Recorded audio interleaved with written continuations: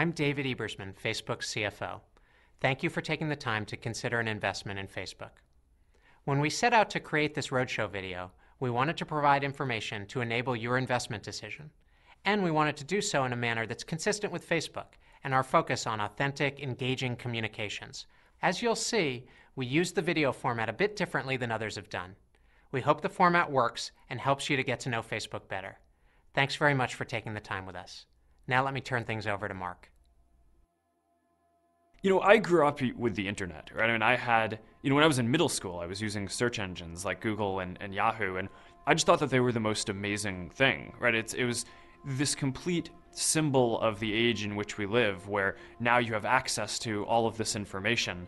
The thing that seemed like it was missing was always just people, right? So, I mean, the most interesting stuff that you cared about the most is actually what's going on in the lives of your friends or the people around you.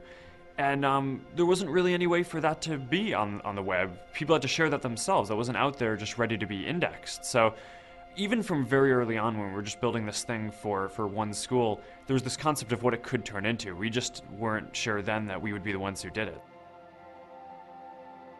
At the beginning of 2005, the only photo you could upload to Facebook was your profile picture. And we noticed people are changing their profile pictures a lot because they wanted to use their profile, which was at that time just a static directory entry, to tell a story about what was going on in their life. We thought, well, it would make sense if you could upload albums of photos. There were a number of other photo sharing sites that were huge, right? Had tens of millions of users and billions of photos.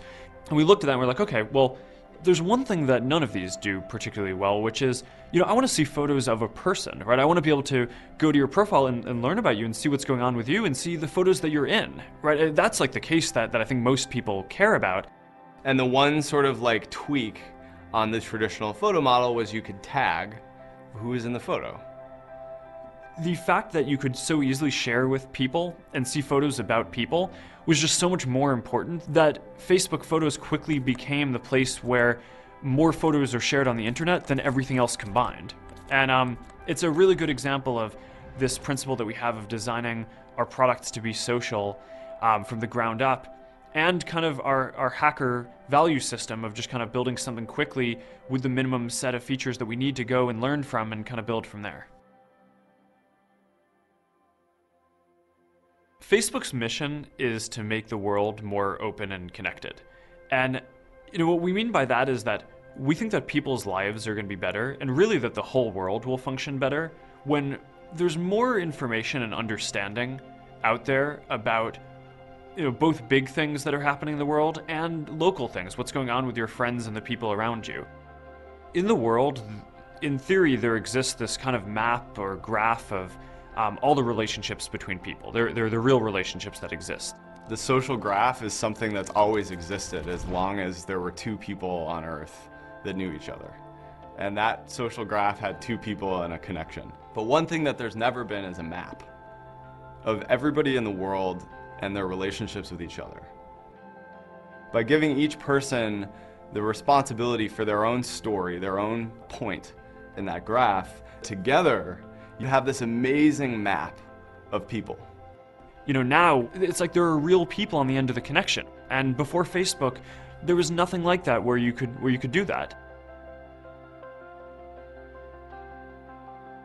Facebook helps you share what's important to you and see what's going on in the lives of the people that you care about. Two of the most critical tools for doing that are Timeline and Newsfeed. Timeline is really the story of your life on a single page. And because it's tied to you and your friends and real dates, I think it ends up being a very clear picture of the important things that happened in a person's life. Your life is an amazing story that a lot of people would be interested in if you told it. Whether it's your kid's first birthday, a restaurant you love, an album that you liked, an article that was interesting to you, you live through your communication of those things to the people you care about. Come on, baby.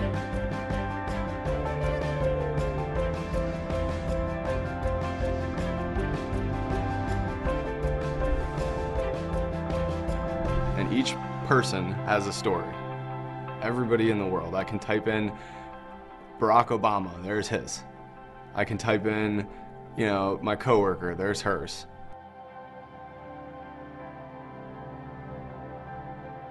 Now, you have billions of people projecting their points of view, their photographs, their stories, their opinions into the world.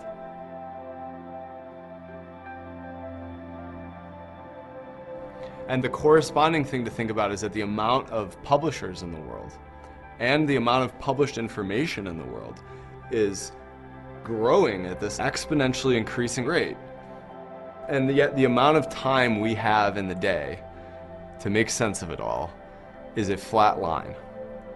And we see that gap as this really fast-growing problem/opportunity to build something that helps consolidate, customize, personalize, and aggregate and provide for each person exactly the content that they would want.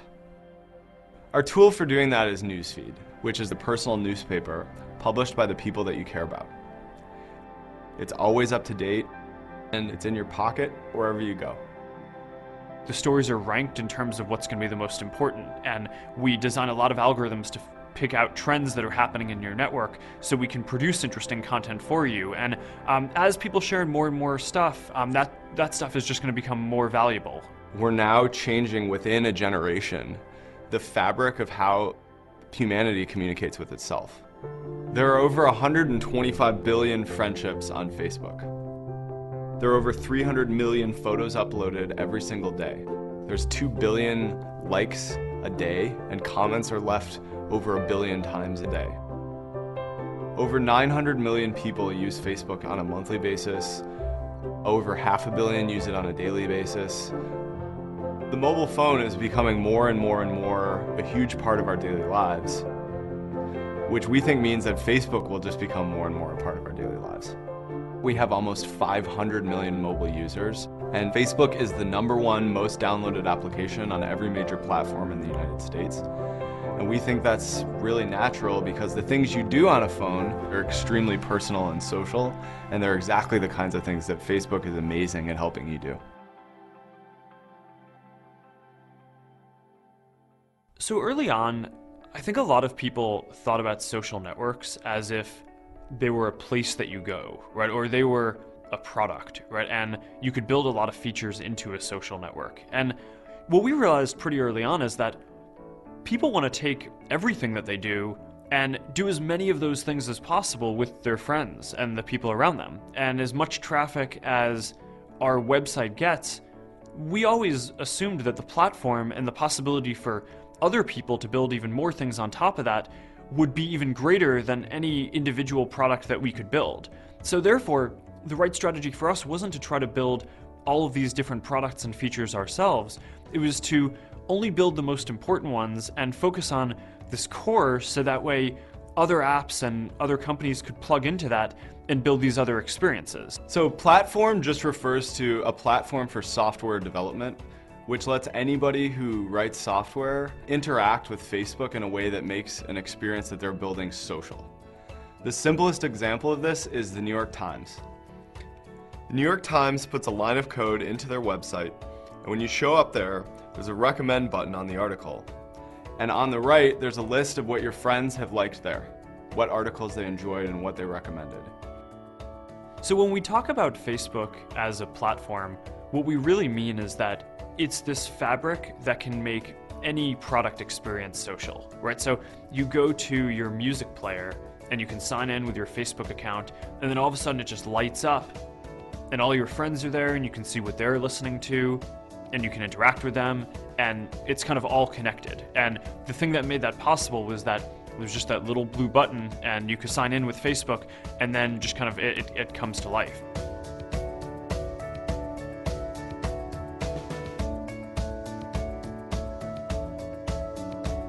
So the first real product category that was rethought by a company outside of Facebook was games.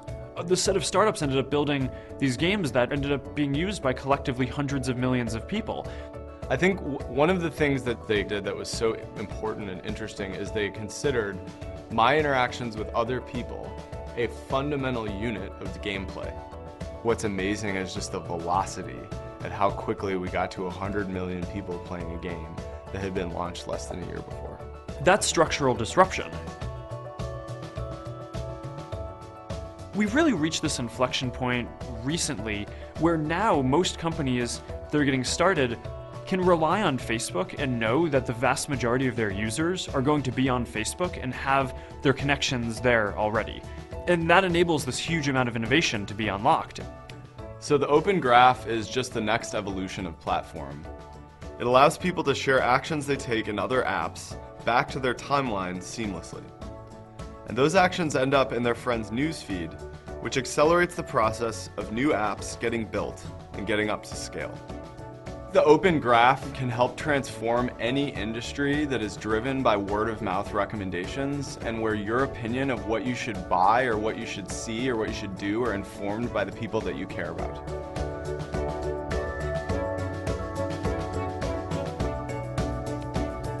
The Guardian did a Facebook Open Graph integration and saw a 400% increase in referrals from Facebook practically overnight.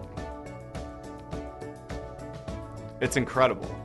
I mean, publishers want distribution and eyeballs. People who are coming to Facebook want interesting things to see from their friends. If we can create the connective tissue that helps drive traffic to all these different publishing platforms and can bring to Facebook a more interesting and coherent experience of what's going on in the world, that is just a win-win for everyone. Charitable giving, travel, healthcare, education, shopping, sports, fitness, publishing, music, film, all of these things can be changed. And if the internet can provide experiences in each of these categories where we're interacting with each other when making decisions in a really, really seamless way, we think that the opportunity is immense. When I was in college, I wasn't actually starting Facebook to be a business back then. I rented servers for about $80 a month, and I didn't have that much money. I was just a college student, so I put up ads, and then when I had enough money to get another server, I would do that. So ads, have always been this really important part of what we do because we want to keep Facebook free for everyone. As Mark and Chris described, at Facebook we have a broad mission. We want to make the world more open and connected. People on Facebook connect to businesses just as they connect to other people. I take my kids to the Woodside Bakery for pancakes. I track my runs with Nike Fuel Band. I shop at J.Crew. On Facebook, marketers can leverage the power of these connections to build their businesses, to find customers, to engage in ongoing conversations. Messages on Facebook spread not just from business to consumer, but more importantly, from friend to friend. At Ben & Jerry's, we're not just a company, we really are a friend to people. We really want to have a holistic relationship with our community, with our consumers, about values, about great ice cream. So having a platform where we can actually engage in a large-scale conversation, get feedback, that's what's so powerful about Facebook. So the Ben & Jerry's Facebook page is evolving, and it has this big, beautiful picture on top, and down the side it has the different dates of our 35-year history. Having other people talk about Ben & Jerry's is really at the core of the Ben & Jerry's strategy. Our 3.4 million fans have 244 million friends out there. The scale of that community is mind-boggling. That's how we engage a lot of people. You can really reach your consumers in a lot of different touch points. On their mobile phone, in their news feed. It also puts it into social context, so you can see your friends if they've engaged with it. You can comment on it, you can like it, and you can share it. It's something that we would never be able to do if it wasn't for Facebook. We have been able to measure the impact of our Facebook page by putting it into a marketing mix analysis. For every $1 we spent on Facebook, it returned $3 in incremental sales. The global advertising market is huge. Almost $600 billion is spent every year. But only about 12% of that is spent online. Dollars have been shifting from offline to online, including mobile, but they're not shifting as quickly as people are shifting where they spend their time. We think this imbalance will be corrected, partially because of the products we offer. We believe that businesses of all sizes will spend more of their marketing dollars on Facebook because we offer a compelling value proposition, a unique combination of 4 things: reach, relevance, engagement, and social context. First, Facebook offers unparalleled reach. We have over 900 million monthly active users worldwide, giving people the ability to spark global conversations about ideas, social movements, products, or services. In the United States, every day on Facebook is like the season finale of American Idol, the most popular show on television, ×2. On a single day on Facebook, Paramount advertised the release of Transformers: Dark of the Moon to 65 million users in the United States. Our second element of our unique value proposition is relevance. Facebook is based on real identity. People are themselves on Facebook. This gives us the ability to match businesses with the people that will value their product or service. For narrowly targeted campaigns, let's say females 25 to 34, Facebook reaches the audience with 90% accuracy, compared to an industry average of only 35%. The third part of our unique value proposition is engagement. On Facebook, when you friend someone, you're establishing an ongoing connection. You will see what they share in your newsfeed and on their timeline going forward. Similarly, when you like a business page on Facebook, you're enabling that same ongoing connection. I like Sprinkles cupcakes, and I have liked them on Facebook. When they announce a new flavor, let's say Irish chocolate for St. Patrick's Day, I will see that story in my newsfeed. This is really different from traditional advertising. Almost all other forms of advertising are one time and one way. Facebook enables businesses to have active conversation with customers that are part of an ongoing and authentic relationship.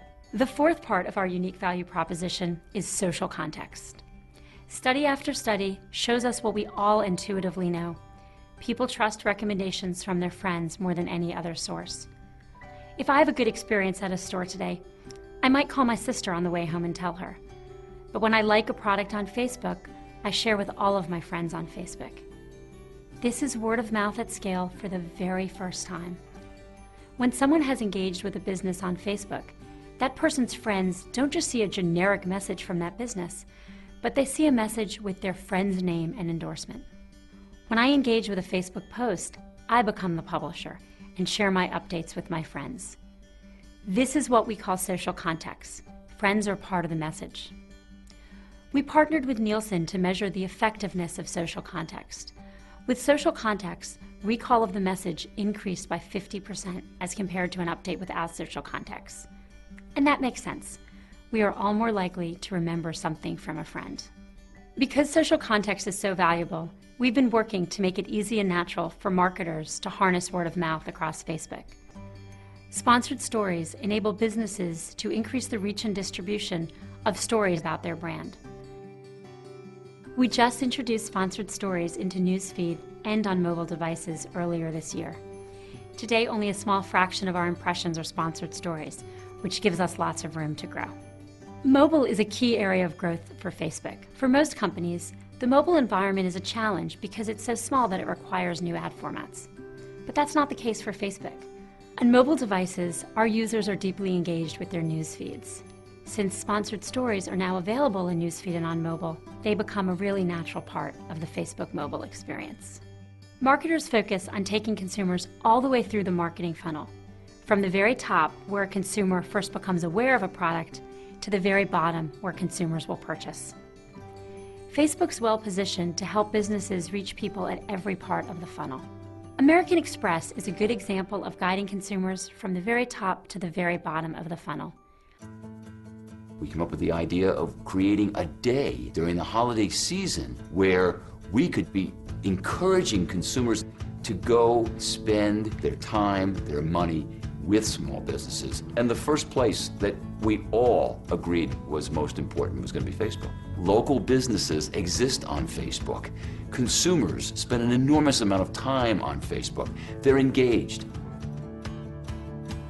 Not only were we able to get a fan base of 1.5 million people on Facebook supporting and liking Small Business Saturday, but when you think about their friend base, You know, we're talking about over 100 million people being aware of Small Business Saturday, and we don't know any other way that we could have scaled that level of awareness and that level of engagement over a 2.5-week period.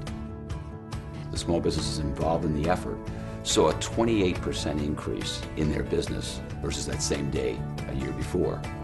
For total retail, there was a 9% increase. So this was a 3-fold increase versus what the total retail was able to see. Facebook continues to be the heart of our community. It is not a optional piece of the equation. It is an essential piece of the equation. The possibilities that we can imagine at this point are infinite.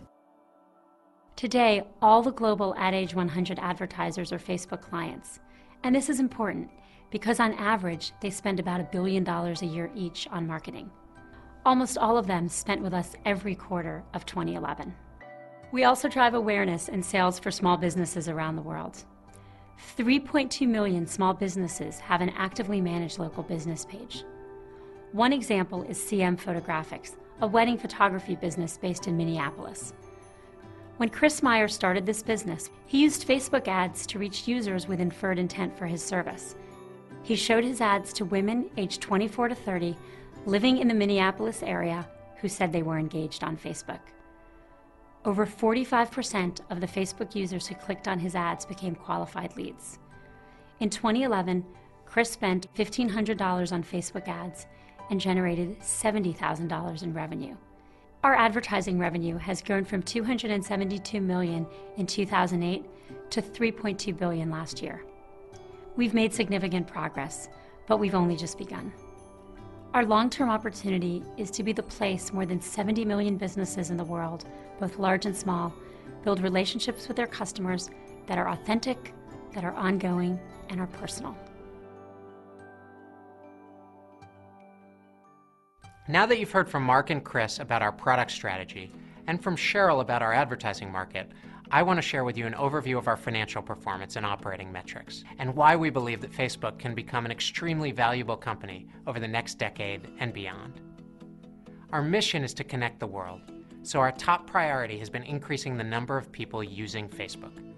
In 2010 and 2011, the population of people who are active monthly users of Facebook grew by well over 200 million each year. And in the first 3 months of 2012, we added over 50 million people to end March with over 900 million monthly users. In certain countries like Turkey and Chile, we estimate that greater than 85% of internet users are active with Facebook. We believe these penetration rates suggest that Facebook touches a part of the human experience that's pretty much universal, and we aspire to achieve similar penetration rates in every country.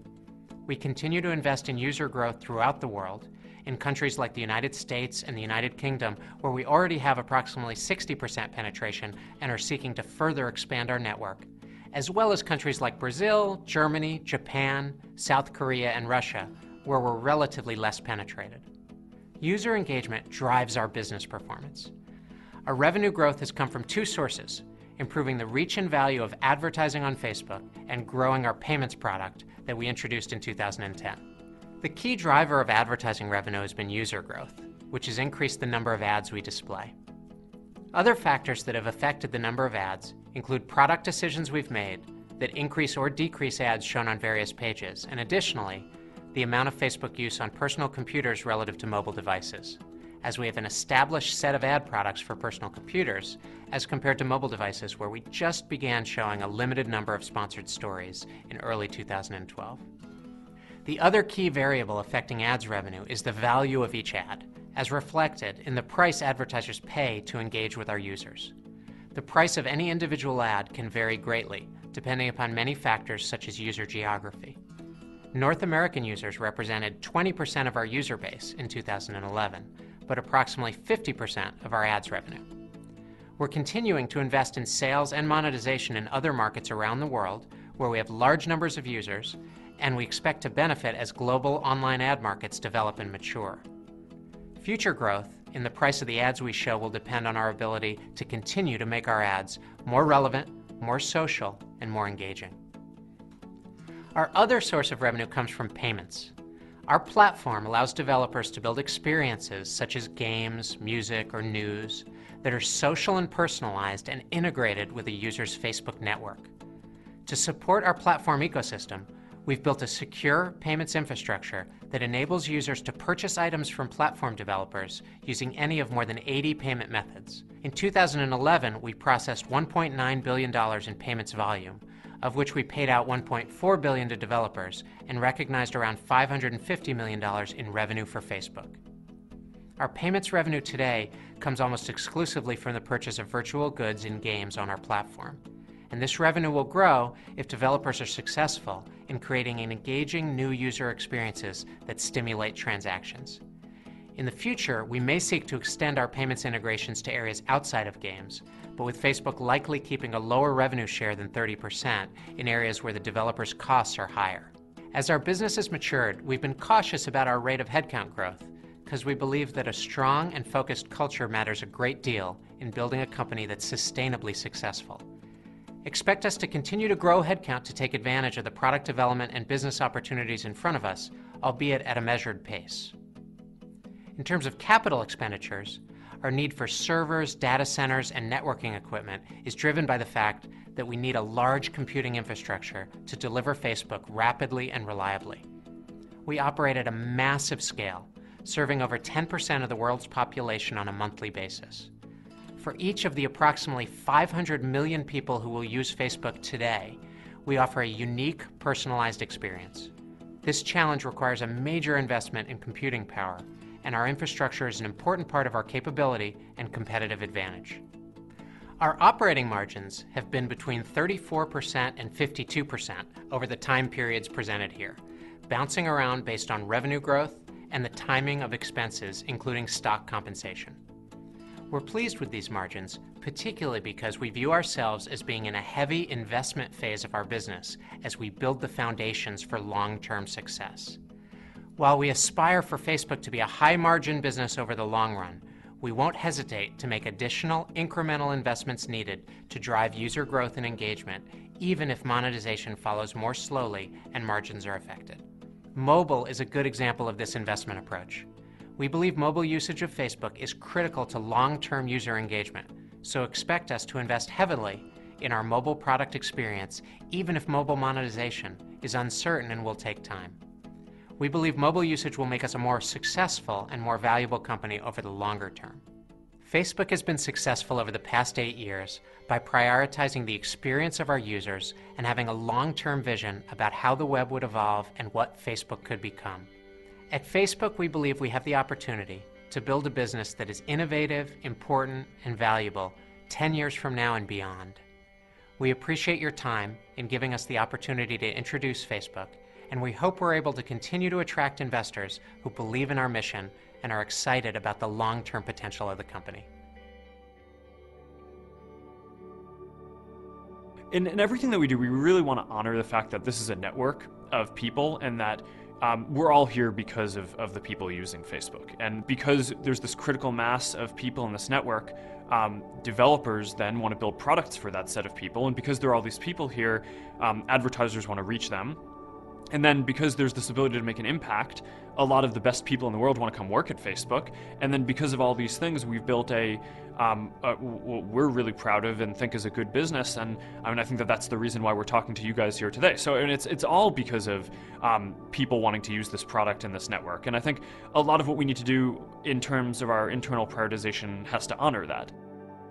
So if you think 5 years out, using Facebook doesn't literally just mean using the Facebook app or software that we've written ourselves. I think that we're going to reach this point where almost every app that you use is going to be integrated with Facebook in some way, because the developers of those apps are going to want to make it so that you can interact with your friends and that you can share content back to Facebook to help grow those apps, and it's a very symbiotic relationship. So we make decisions at Facebook not optimizing for what is going to happen in the next year, but what's going to set us up to really be in this world where every product experience that you have is social, and that's all powered by Facebook.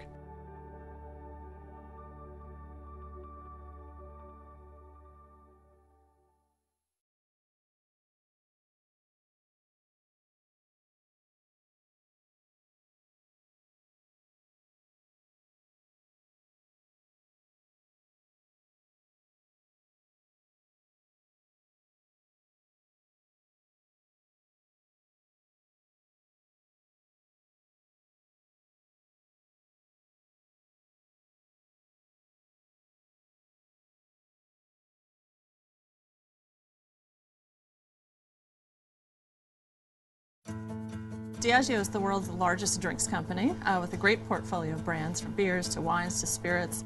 In a world of limited marketing dollars, we always need to find the place where we're going to get the most bang for our buck. Facebook's got a great partnership with Nielsen. So for us, it was the first opportunity to start to connect the dots between what people are doing on Facebook and what happens out in the real world. What we did in this case is we ran an advertising test on 5 of our brands. When we looked at the group of panelists who were exposed to the ads versus those who weren't exposed to the ads, we saw a 20% difference in sales. It's great to see results like this in a nice controlled testing environment. But the exciting thing for us is where we go next. I mean, this is just the first step. We're going to keep partnering with Facebook. We want to keep learning and trying new things.